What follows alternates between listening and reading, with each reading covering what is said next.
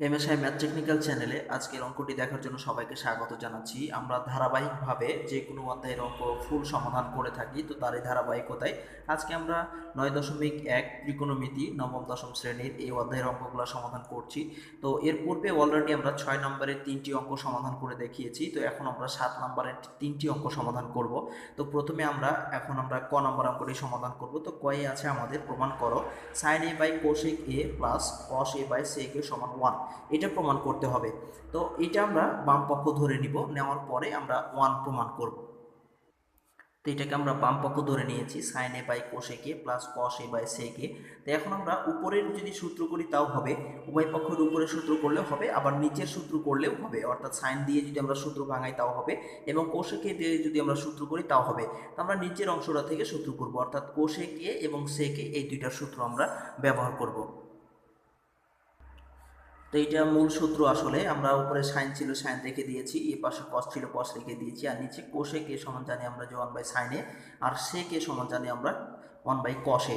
আমরা নিচের অংশের সূত্রটা ব্যবহার করেছি। এখন এরকম যদি ভাগের দুইটা অংশ চলে আসে তাহলে আমরা কি করি, এই নিচেরটাকে উপরে দিই, এইটা সরাসরি উল্টে দিই নিচের অংশটাকে। এখন আমরা ওই কাজটা করব, যে দুইটা যেহেতু ভাগের অংশ চলে আসছে, তো আমরা এখানে ওই কাজটাই করেছি, যে উপরে সাইন এ ছিল, সাইন এ গুণিত নিচেরটা উপরে যাবে আর উপরেরটা নিচে আসবে সে দ্বিতীয় ক্ষেত্রে। তো উপরে নিচেটা আছে আমাদের সাইন, আর সাইন চলে যাচ্ছে তাহলে উপরে, আর ওয়ানটা নিচে আসবে। তো ওয়ান আর নিচে না লিখলেও সমস্যা হয় না, এই জন্য আমরা ওয়ান লিখি নাই। এই ক্ষেত্রেও করেছি কি, কস উপরে ছিল কস এখানে গুণ, আর নিচেরটা উপরে যাবে উপরেরটা নিচে আসবে, অর্থাৎ ওয়ান চলে আসবে নিচে আর কস চলে যাচ্ছে উপরে। তো ওয়ান যেহেতু নিচে আসছে তাই এর নিচে আর ওয়ান দিলেও কোনো লাভ হয় না, এর জন্য আমরা ওয়ান এখানে লিখি নাই। এখন এখানে সাইন এবং সাইন গুণ করব এবং কস এবং কস গুণ করব। তো আমরা ওইটাই করেছি, সাইন আর সাইন গুণ করলে এখানে সাইন স্কোয়ার এ, আর এবং কস গুণ করলে কি হয়, কস স্কোয়ার এ। কস এ আর কস এ গুণ করে কস স্কোয়ার এ।